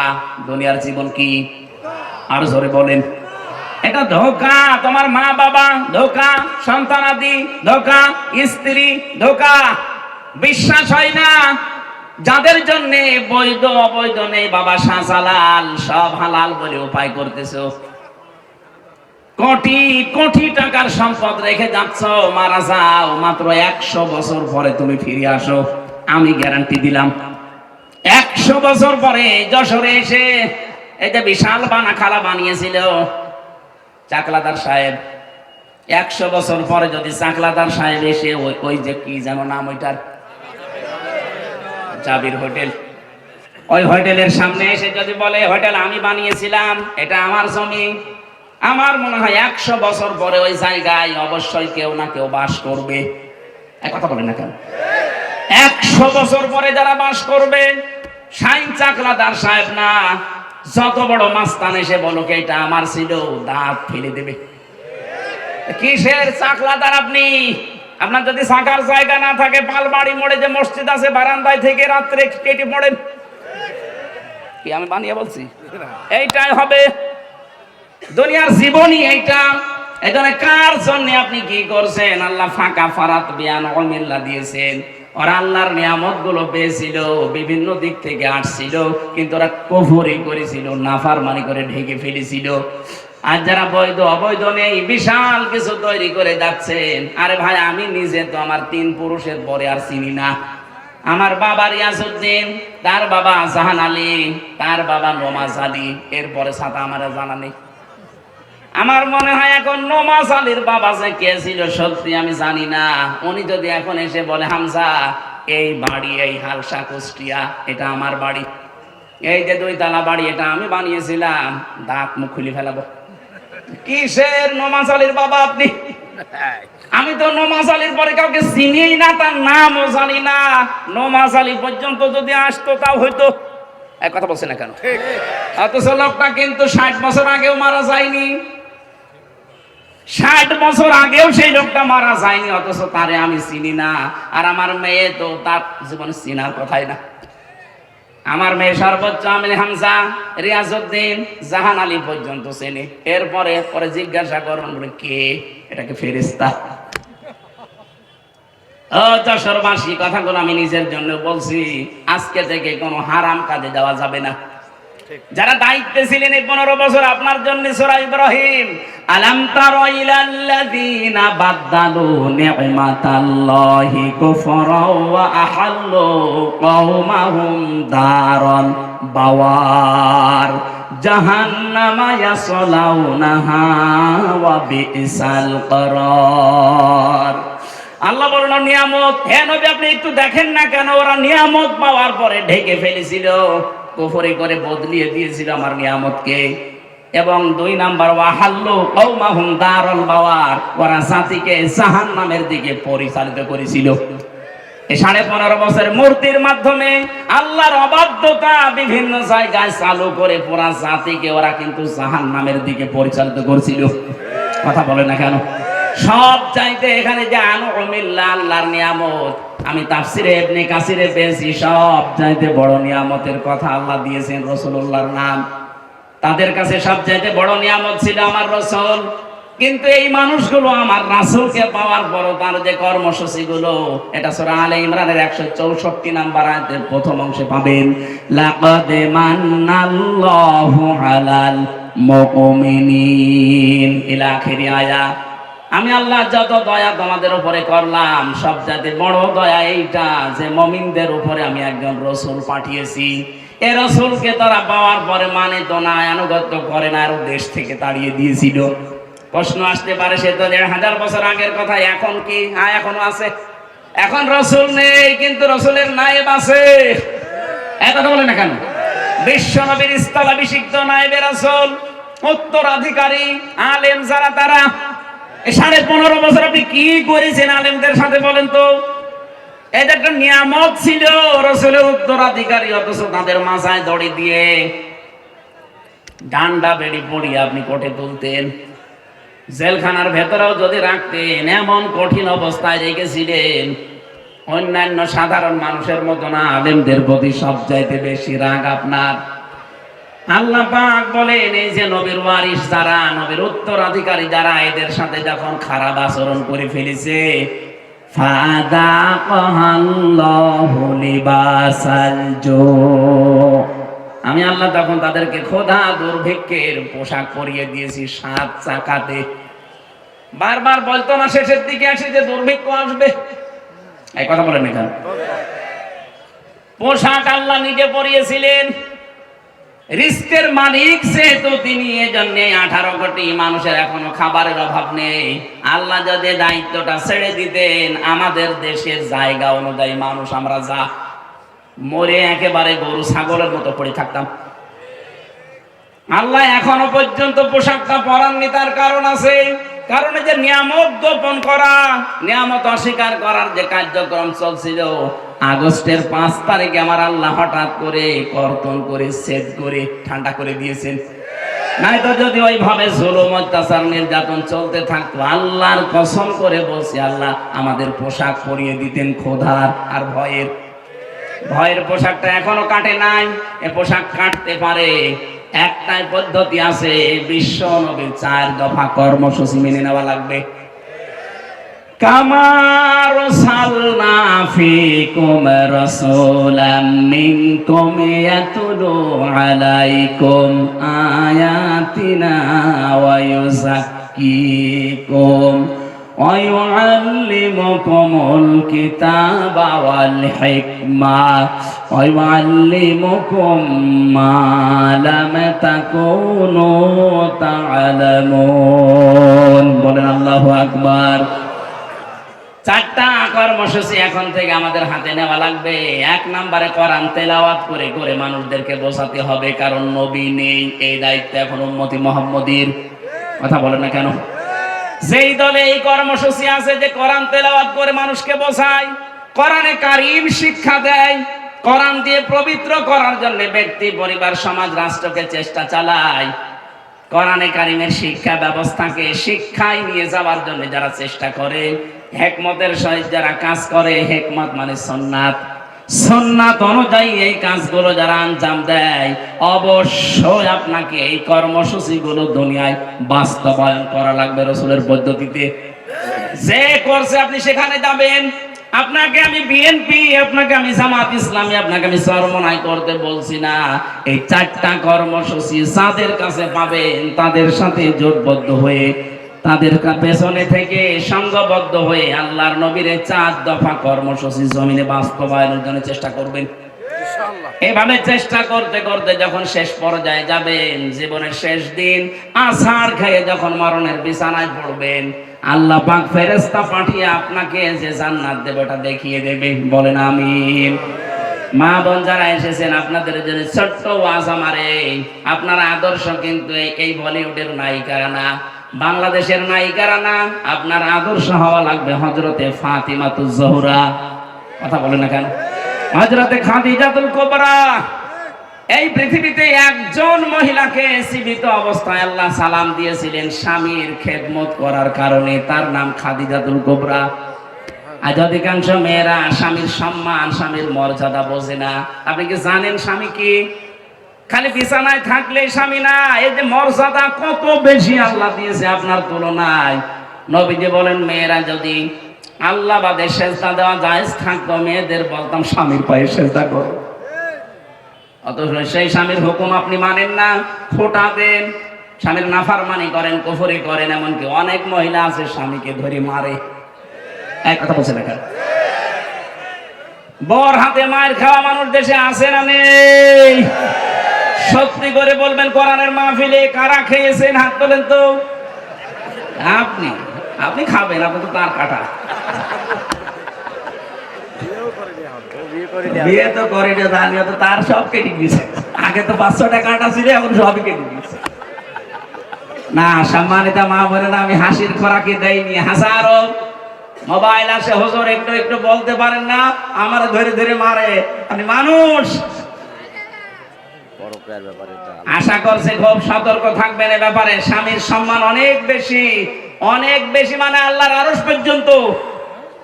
এই পৃথিবীতে একজন মানুষকে আল্লাহ আল্লাহ রাসূলের পরে স্থান দিয়েছে, অথচ হাজারো মহিলা এই স্বামীকে কষ্ট দেওয়ার কারণে জাহান্নামে যাবে। নবী নিজে দেখেছেন। কারণ স্বামীর কুফরি করা, স্বামীর নাফরমানি করা, তাদের মনে কষ্ট দেওয়া। আল্লাহ যেন আপনাদের এলাকায় যে মেয়েগুলো আছে তাদেরকে বাঁচিয়ে দেন, বলেন আমিন। নবীজি তিরমিজি শরীফে জানিয়েছেন, ইদা নাসারা ইলাইহা সাররাতুহু, স্বামী যখন বাইরে থেকে আসবে, স্বামীকে আপনি আনন্দ দেবেন, অভ্যর্থনা জানাবেন, শুভেচ্ছা, স্বাগতম, এগুলো জানিয়ে তাকে খুশি করবেন। 2 নম্বরে ওয়াইদা গাবা আনহা হাফিজাতুহু, স্বামী যখন বাইরে যাবে মাস্ট বি স্বামীর ইজ্জত, আবরু, স্বামীর সন্তান আর সম্পদ হেফাজত করে রাখবেন। ওয়াতুইনু আলা দীনি যাওজাতিহা, স্বামী যদি দিনের কাজ করে, মানবতার কাজ করে, মানুষের উপকারের কাজ করে, দিন কায়েমের কাজ করে, তাকে ছাড় দেবেন, সুযোগ দেবেন, তাকে উৎসাহ দেবেন, ছেড়ে দেবেন। আপনি সাহায্য করা দূরের কথা, আরো বাধা দেন। আপনি নামাজ পড়ে রোজা রেখে জীবনও জান্নাত যেতে পারবেন না। 4 নম্বরে স্বামী যেটা জায়েজ হুকুম করে, যদি শক্তি জায়েজ হয়, জীবন থাকা কালে আপনাকে মানা লাগবে। আল্লাহ 4টা গুণ মেয়েদেরকে জান্নাত ডাকবে বলে দিয়েছেন। যত মহিলা বসে আছে বিভিন্ন জায়গায়, এই 4টা গুণ অর্জন করে ফাতিমাতুজ জোহরা খাদিজাতুল কুবরার সাথে জান্নাতে যাওয়ার তৌফিক দেন, বলেন আমিন। আগামীতে আসলে আবার কথা বলবো বলে শেষ করছি। আমিন। বারাকাল্লাহু লানা ওয়া লাকুম ফিল কোরআনিল আযীম। একজন মুসলমান হওয়ার জন্য এসেছে। আজকে এই মাহফিলটা সাকসেস। আল্লাহর এক বান্দা এসেছে মুসলমান হওয়ার জন্য, হিন্দু থেকে মুসলমান হবে। একটা বাচ্চা আপনাকে গিফট করে গেছে। এই বসেন বসেন বসেন, বল। কালেমাটা পড়ানোর পরে আমরা সভাপতি সাহেব আছে, ওনার বক্তব্য শুনে মোনাজাত করে বাড়ি যাব। বসেন বসেন, ওই তাড়াতাড়ি দিন, তাড়াতাড়ি দিন। ইনি এই তাকবীর, আল কোরআনের আলো, এই তাকবীর, দিন ইসলাম, দিন ইসলাম, জিন্দাবাদ জিন্দাবাদ, জিন্দাবাদ জিন্দাবাদ, ইসলাম জিন্দাবাদ।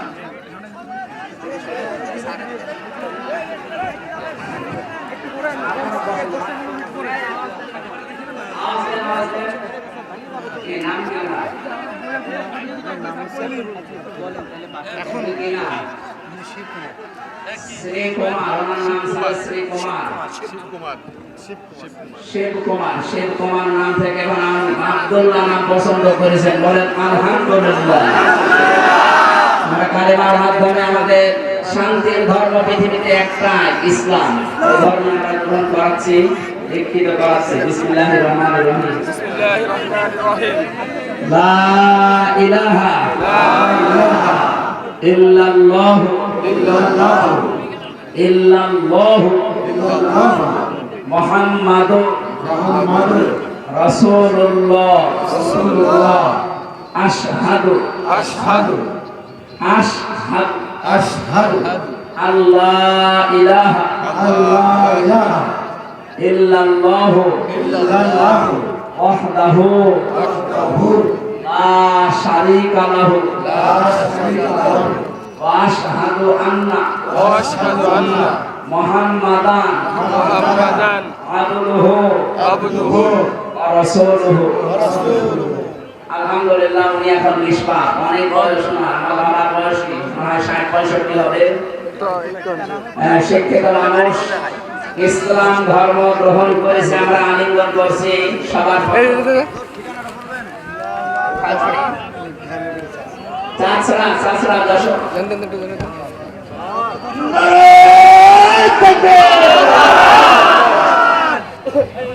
বলে দিয়েন যে এদিকে আছে বাম দিকে, মানে আপনার বরাবর বামে। আমাদের সভাপতি সাহেব এখন সালাম দেবে আপনাদের, এরপরে আমরা দোয়া করবো। একটু তাড়াতাড়ি করুন ভাই। আসসালামু আলাইকুম ওয়া রাহমাতুল্লাহি ওয়া বারাকাতুহু। এই মাহফিলের পরে একটা হাফিজি মাদ্রাসা করার জন্য উদ্যোগ নিয়েছি। আপনারা না, অসুবিধা নেই, ঠিক আছে। দোয়া করবেন যাতে একটা সুন্দর মডেল মাদ্রাসা করতে পারি এবং আপনারা সাহায্য সহযোগিতা করবেন এই আশাবাদ ব্যক্ত করি। আজকের আর আমার মার জন্য দোয়া করবেন, এইখানে কবরে যারা আছে সবার জন্য দোয়া করবেন।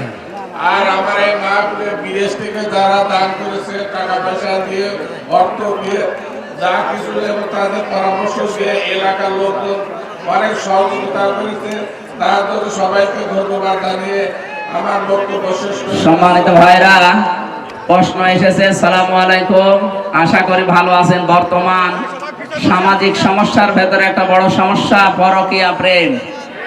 বিশেষ করে মহিলারা ছোট ছোট বাচ্চা রেখে অন্যের সাথে চলে যাচ্ছে। আহা, এর ফলে মা থাকতেও শিশুরা মা হারাচ্ছে। এটা যে কত বড় অন্যায়। বিবাহে শরীয়তে এই বিবাহের বিধান কি? কিসের বিবাহ? ওর স্বামী তো এখনো ছেড়েই দেয়নি, আপনি পালিয়ে গেলেন কোন কারণে? আপনার কথায় পরকীয়া বন্ধ হবে কিনা জানি না, তবে সমাজের সকল শ্রেণীর মানুষ সহ ওই নারী পুরুষ যাতে বুঝতে পারে তাদের কর্মের ফলাফল কি। জাহান্নাম। কারণ বিয়ে তো না, মানে স্বামী তো ছাড়েনি, আপনি আন্দাজে চলে গেলেন আরেকজনের সাথে, যতদিন থাকবেন জেনা হবে।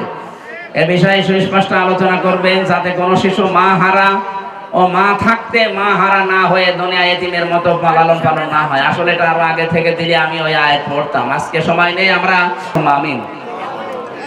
আমার লিখিত যে জেলখানার বই ছিল এই বামে গাড়িতে আছে, বামে এই গাড়িতে নিয়ে যাবেন যাওয়ার সময়। লা ইলাহা ইল্লা আনতা সুবহানাকা ইন্নী কুনতু মিনাজ জালিমিন। রব্বানা আতিনা ফিদ দুনিয়া হাসানা ওয়া ফিল আখিরাতি হাসানা ওয়া কিনা আযাবান নার। আল্লাহ, যশোর জেলার মনিরামপুর, রহিতা, কদলাপাড়া এলাকার দিকে তাকাও। লক্ষ মানুষের আমরা নারী পুরুষ এক জায়গায় হয়ে কোরআনের কথা শুনছিলাম। কোরআন শোনার জন্য যারা এত পাগল, এত আগ্রহ যাদের, এদেরকে তুমি ওমরের মতো বানিয়ে দাও। সওয়াব যদি দিয়েই থাকে 2 দিনের আলোচনায়, এ বিশাল আয়োজনে সওয়াবগুলো নবীজির রওজায় পৌঁছিয়ে দাও। তাম দুনিয়ার মাটির নিচে যারা ঈমান নিয়ে ঘুমিয়ে গেল, আল্লাহ এদেরকে ক্ষমা করে দাও। আল্লাহ তাআলা যারা শহীদ হয়েছে, এখনো শহীদ হচ্ছে তাম দুনিয়া, এদেরকে শাহাদাতের সর্বোচ্চ মাকাম দান করো রব্বুল আলামিন। গত কয়েকদিন আগে আমার কুষ্টিয়ার কৃতি সন্তান আলেমে দ্বীন, নন্দিত মুফাসসির মাওলানা এনামুল হক শাফি বিদায় নিয়েছে, তার কবরটা জান্নাত বানিয়ে দাও। আল্লাহ তাআলা এই যশোর এলাকায় মাটির নিচে কত মানুষ ঘুমিয়ে আছে, হাজার হাজার মন মাটি নিয়ে। বিশেষ করে সভাপতি সাহেবের মা, আল্লাহ তার মাকে কবরে জান্নাত দিয়ে দাও। সন্তান যখন হাত তুলেছে আমিন আমিন করছে, অধ্যাপক জাহাঙ্গীর হোসেন, আল্লাহ তার হাতের দিকে তাকিয়ে তার মাকে মাফ করে দাও। তার বাবা দেখে আসলাম অসুস্থ, আল্লাহ শেফায়ে কামেলা আজেলা নসিব করো। তার স্ত্রী সন্তান যেগুলো দিয়েছো সহি সালামতে রাখো আল্লাহ। আল্লাহ তাআলা তার স্ত্রী শুনলাম অসুস্থ, শেফায়ে কামেলা আজেলা নসিব করে দাও। তার সন্তান তুমি দিয়েছো একটা মেয়ে, আল্লাহ মেয়েকে ফাতেমাতুজ জাহরার মতো বানিয়ে দাও। এ মাহফিলে যারা আলোচনা রাখলেন, মাওলানা হোসাইন মাহফুজ, অ্যাডভোকেট গাজী এনামুল হক, আমাদের মাথার তাজ, আমাদের মুরব্বী, আমাদের অভিভাবক অ্যাডভোকেট তাজউদ্দিন সহ যত আলেম ওলামা এখানে এসেছে, সম্মানিত পরিচালক ভাই সহ, আল্লাহ প্রত্যেকের মনের কামনা বাসনা পূরণ করে দাও। মা বোন যারা এসেছেন, সম্মানিত মা বোনদেরকে তুমি আয়েশার মতো বানিয়ে দাও। অনেকে আমরা অসুস্থ আছি, আমাদের শেফায়ে কামেলা আজেলা নসিব করো। আল্লাহ তাআলা আমার শ্রদ্ধাভাজন বাবা আজকে অপারেশন করেছে, তুমি তাকে শেফায়ে কামেলা আজেলা দাও। রব্বুল আলামিন এই মাহফিলটা বাস্তবায়নে এলাকায় যারা বাইরের দেশে আছে, ওরাও টাকা পাঠিয়েছে, তাদের টাকাগুলো তুমি কোরআন প্রচারে মঞ্জুর করো। সহি সালামতে বিদেশের মাটিতে রাখো। আল্লাহ তাআলা হালাল রুজিতে বরকত দাও, আবার মায়ের সন্তান মায়ের কোলে আবার ফিরিয়ে দাও। চর্ম চোখে দেখতে মনে যায় এদেশে কোরআন দিয়ে চলছে, এটা দেখে মরার তৌফিক দাও। বারাকাল্লাহু লানা ওয়া লাকুম ফিল কোরআনিল আযীম। মরণ আসলেই যেন বলতে পারি লা ইলাহা ইল্লাল্লাহু মুহাম্মাদুর রাসূলুল্লাহ।